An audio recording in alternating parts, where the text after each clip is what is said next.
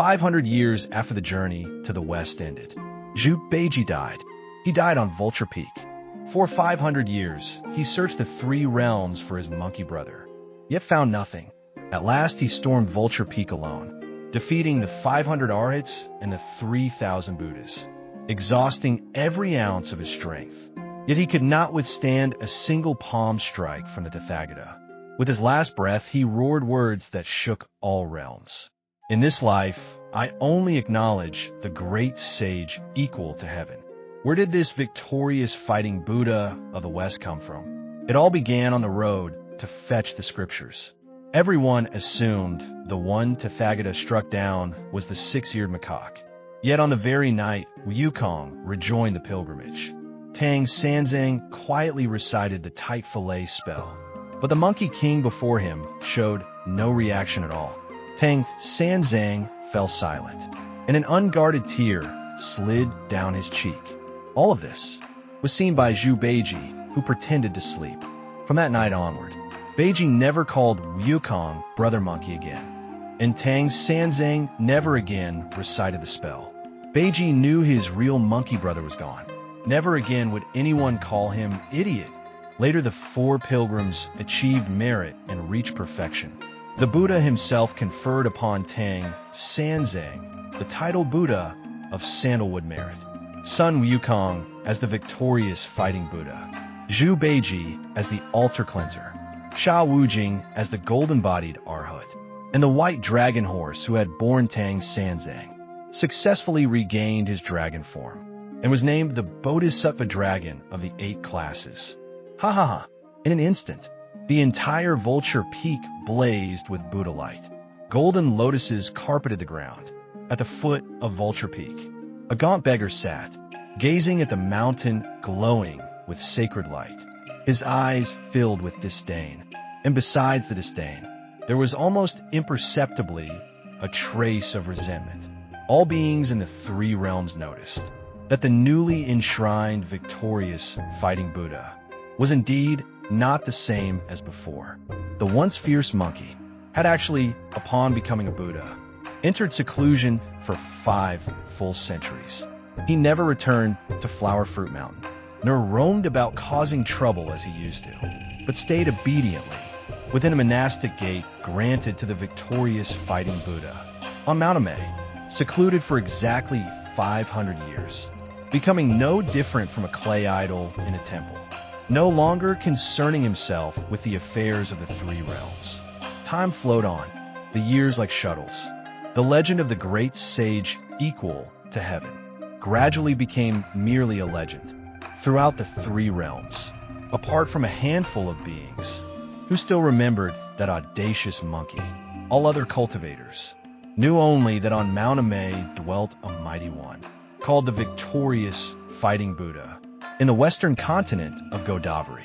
Ever since 5 centuries ago, when the 4 pilgrims subdued demons all along the way, the whole of the western continent now held only Buddhist temples and kingdoms. All other beings, demons and immortals alike, had vanished completely. Thus the entire western continent was left solely with followers of Buddhism. A gaunt beggar sat upon the ground, his body extremely frail, unable to continue his journey. A coarse biscuit was tossed before him. The beggar glanced at the biscuit, but made no move to pick it up. The one who had offered it was a woman about 40 years old. Seeing the beggar unmoved, the woman clasped her palms and chanted Amitabha Buddha. Hearing the sacred name, the beggar showed a flicker of agitation, but quickly calmed himself and stared hollow-eyed at the sky, still ignoring the food before him. At that moment, a sudden downpour began. Townsfolk rushed indoors for shelter. Only the beggar remained sitting motionless, letting the rain drench him. After an unknowable time, a little girl appeared holding an umbrella over him, shielding the beggar from the rain. Why are you a beggar? You could go to a monastery and become a Buddha.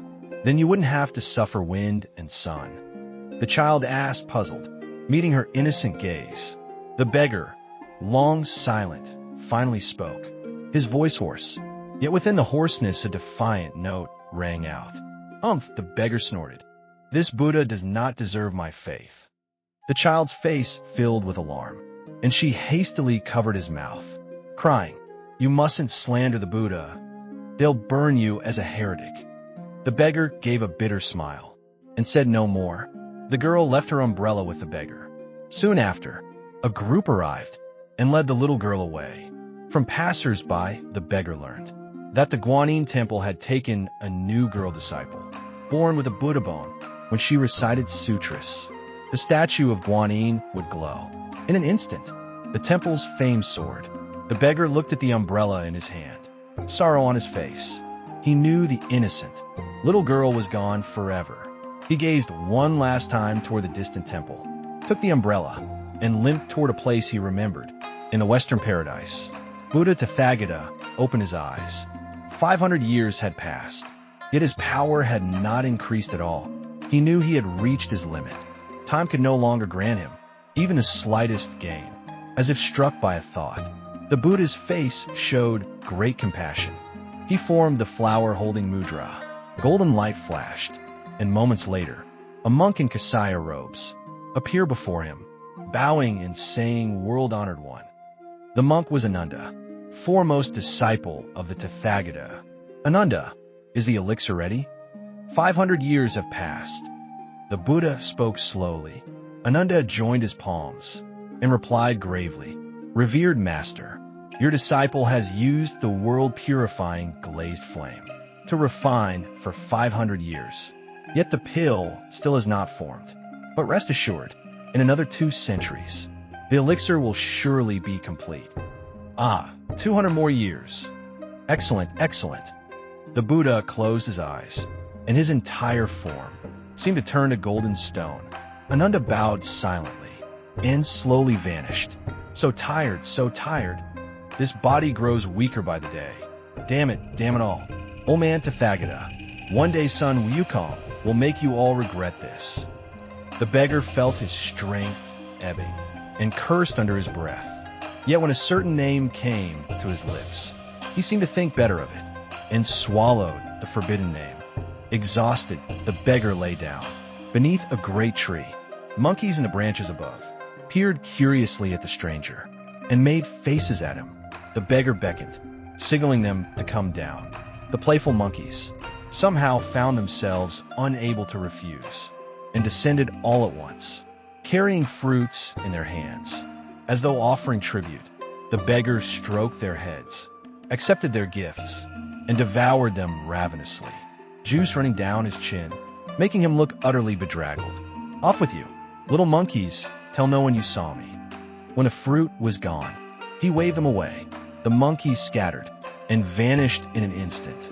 High in the sky, auspicious clouds drifted by. A gleam of golden light flashed in the beggar's eyes. Then he closed them and fell fast asleep against the tree. Up in the heavens, seated on her lotus throne, Guanyin suddenly opened her eyes and frowned, her gaze piercing the lower world. Yet finding nothing, "Bodhisattva, what is wrong?" Behind Guanyin, a childlike attendant asked. It was the boy attendant, once red boy, but now, all his former arrogance gone. Meek and respectful, Guanyin shook her head and said nothing. She thought perhaps she had imagined it, for she had sensed someone watching. Yet careful inspection revealed no trace of any intruder, probably just an illusion. Who would have thought my temple would find a natural-born Buddha child? With this, my South Sea bamboo grove will gain another great adept. Guanyin shook her head again, deciding she had indeed been mistaken. In the 3 realms, few beings could spy upon her undetected, and they had better things to do than to meddle with her affairs. At the spirit mind Cinnabar Peak, the beggar gazed at the familiar scene, his eyes brimming with emotion. After untold hardships, at last, he had returned to where his journey began. "Master, your disciple has returned. I have come back." Staggering, step by step, he approached the cave of the slanted moon and 3 stars. It was the dead of winter, bitterly cold. The beggar's bare feet trod the snow, turning scarlet with frost. Yet he seemed not to feel it. Perhaps to him, such chill was nothing. The cave of the slanted moon and 3 stars. Before the entrance, Tears welled in his eyes, and he knelt upon the threshold. Inside, Subhuti sat in meditation, his cultivation peerless, one of the mightiest in all realms. Yet the greater one's power, the harder each step becomes. A single seclusion might last millennia. Subhuti opened his eyes and divined with his fingers. A strange expression crossed his face. How strange! Wukong should be in seclusion on Mount Amay. Why does he come in my cave? Subhuti was puzzled, but in the next instant, his figure vanished from a spot. Only a meditation mat remaining. Wukong, no, this is merely a projected form. Subhuti appeared before the beggar. Seeing his condition, the Subhuti's face changed. Master, disciple, I. The beggar choked up, tears streaming, his very form flickering. Come inside, quickly. With a sweep of his sleeve, Subhuti led the beggar into the cave. Within the cave, the Subhuti examined the beggar, his expression grave. Ah, Wukong, who has driven you to this state, to have split your true soul in two? Subhuti asked in disbelief, for this beggar was none other than the one believed to have become Buddha, the victorious fighting Buddha, Sun Wukong, supposedly in seclusion on Mount Amay. Sun Wukong spoke weakly. Master, disciple, I have been schemed against by Tathagata. And then Wukong began to recount the whole tale. It began 500 years ago, when Sun Wukong was ordered to escort Tang Sanzang to the western heaven for the scriptures. Later, because of the white-boned spirit, master and disciple became estranged, and Tang Sanzang expelled Wukong, sending him away from the pilgrimage. This departure gave rise to a false Wukong, the six-eared macaque. The impostor seized the travel documents. Sha Wujing and Zhu Beiji had no choice but to find a real Sun Wukong. The true and false Wukongs battled fiercely until they reached Vulture Peak, seeking the Buddha to tell them apart. At this point, hatred flashed in Wukong's eyes. I never expected it was all a trap. That fake Monkey King was actually a pawn the Tathagata used against me. Once inside Vulture Peak, the Buddha declared me the six-eared macaque, then cast an illusion before the assembly and turned me into the six-eared macaque. Tathagata, how dare he deceive me so outrageously? Patriarch Subhuti's brows bristled with fury. He had known all along that the Tathagata had chosen Sun Wukong for the pilgrimage. Thinking Wukong's unruly nature could use tempering, Subhuti had agreed to let the Buddha set trials for him. Subhuti had not intervened in the havoc in heaven or the imprisonment under 5 Phases Mountain, but he had watched from the shadows. Only when he saw that the Buddha truly meant to train Wukong did Subhuti relax and return to seclusion. He never imagined that Tathagata would seize that moment to switch Wukong out and replace him with the six-eared macaque. Subhuti looked at the frail Wukong with deep concern. Wukong, where is your true body now? Wukong replied, on Vulture Peak. Day and night they burn me with glazed flame, seeking to refine me away. Had I not secretly split this shred of true soul, in another century I would have been obliterated. Good disciple, rest here. Your master will go and demand justice for you. After speaking, Subhuti laid down a formation around Wukong to draw in heaven and earth spiritual energy and nourish this fragile soul fragment. When the array was complete, murderous intent flashed in Subhuti's eyes. Then he vanished from the cave. Subhuti mounted a cloud toward Vulture Peak, but before he had gone far, the heavenly secrets turned chaotic. Some mighty being had scrambled destiny itself. Which old friend disturbs the order? Show yourself. Subhuti halted and addressed the void, his tone cold. Patriarch Subhuti, it has been long. A plump monk emerged, kindly-faced and smiling. None other than Maitreya, the Buddha of the future. So, it is Maitreya. Do you intend to bar my way? Subhuti's voice dripped frost. Though Maitreya was lofty in the Buddhist order, his cultivation still fell short of Subhuti's. Maitreya answered serenely, Friend, in Wukong's matter the Tathagata was indeed wrong. Yet do you know why he acted thus? Whatever the reason, I must obtain an explanation from my disciple. Mithriya shook his head. Vulture Peak is barred to you. Even with 1,000 arts, you risk falling should you enter. Subhudi's eyes narrowed, a cold smile curving his lips. Mithriya, your own teacher and I once listened to the Tao together in the Purple Cloud Palace. In seniority, both you and the Tathagata are my juniors. Have you all forgotten what I, Subhudi, am capable of? Mercy, mercy. I know your origins well, friend, but grant me a moment's hearing. If, when I have finished, you still insist on going to Vulture Peak, I shall not hinder you. Mithriya's smile never wavered. Subhudi calmed a fraction. Speak then. Friend, Mithriya began, on Vulture Peak today there are 7 quasi-sages. The Tathagata, Pakara, Bhayajagu, the Peacock King Bodhisattva, Mahabrahmadeva, Sakradevanam, and myself.